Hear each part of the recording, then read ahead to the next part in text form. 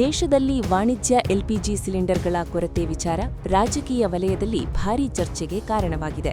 ಈ ಬಗ್ಗೆ ಮಾತನಾಡಿದ ಕರ್ನಾಟಕ ಮಾಹಿತಿ ತಂತ್ರಜ್ಞಾನ ಮತ್ತು ಜೈವಿಕ ತಂತ್ರಜ್ಞಾನ ಸಚಿವ ಪ್ರಿಯಾಂಕ್ ಖರ್ಗೆ ಈ ಸಂಕಷ್ಟವನ್ನು ಬಿಜೆಪಿ ರೂಪಿಸಿದೆ ಎಂದು ಗಂಭೀರ ಆರೋಪ ಮಾಡಿದ್ದಾರೆ. ಮಾಧ್ಯಮಗಳೊಂದಿಗೆ ಮಾತನಾಡಿದ ಖರ್ಗೆ, ದೇಶದಲ್ಲಿ ಉಂಟಾಗಿರುವ ಈ ಎಲ್ಪಿಜಿ ಸಿಲಿಂಡರ್ ಕೊರತೆ ಕೇಂದ್ರ ಸರ್ಕಾರದ ವಿನಾಶಕಾರಿ ನೀತಿಯ ಫಲವಾಗಿದೆ ಎಂದು ಟೀಕಿಸಿದರು. ಪ್ರಧಾನಮಂತ್ರಿ ನರೇಂದ್ರ ಮೋದಿ ತಮ್ಮ ಕೈಗಾರಿಕಾ ಸಹಚರರಿಗೆ ಲಾಭವಾಗಲು ದೇಶದ ವಿದೇಶಾಂಗ ನೀತಿಯಲ್ಲಿ ರಾಜಿ ಮಾಡಿಕೊಂಡಿದ್ದಾರೆ ಎಂದು ಅವರು ಆರೋಪಿಸಿದರು. ಇದೇ ವೇಳೆ ಯುದ್ಧಕ್ಕೂ ಕೆಲವೇ ದಿನಗಳ ಮೊದಲು ಪ್ರಧಾನಿ ಇಸ್ರೇಲ್ಗೆ ಭೇಟಿ ನೀಡಿದ ವಿಚಾರವನ್ನು ಉಲ್ಲೇಖಿಸಿದ ಖರ್ಗೆ, ಆ ಭೇಟಿಯಿಂದ ದೇಶಕ್ಕೆ ಏನು ಪ್ರಯೋಜನ ಆಯಿತು ಎಂದು ಪ್ರಶ್ನಿಸಿದರು.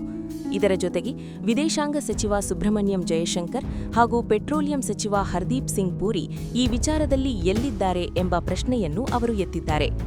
ದೇಶದಲ್ಲಿ ಯಾವುದೇ ಬಿಕ್ಕಟ್ಟು ಇಲ್ಲದಿದ್ದರೆ ಅಗತ್ಯ ಸೇವೆಗಳ ನಿರ್ವಹಣಾ ಕಾಯ್ದೆಯನ್ನು ಏಕೆ ಜಾರಿಗೆ ತಂದಿದ್ದಾರೆ ಎಂಬುದನ್ನು ಖರ್ಗೆ ಪ್ರಶ್ನಿಸಿದರು. ಒಟ್ಟಾರೆ ಎಲ್ಪಿಜಿ ಸಿಲಿಂಡರ್ ಕೊರತೆ ವಿಚಾರ ಇದೀಗ ದೇಶದ ರಾಜಕೀಯದಲ್ಲಿ ಹೊಸ ಚರ್ಚೆಗೆ ಕಾರಣವಾಗಿದೆ.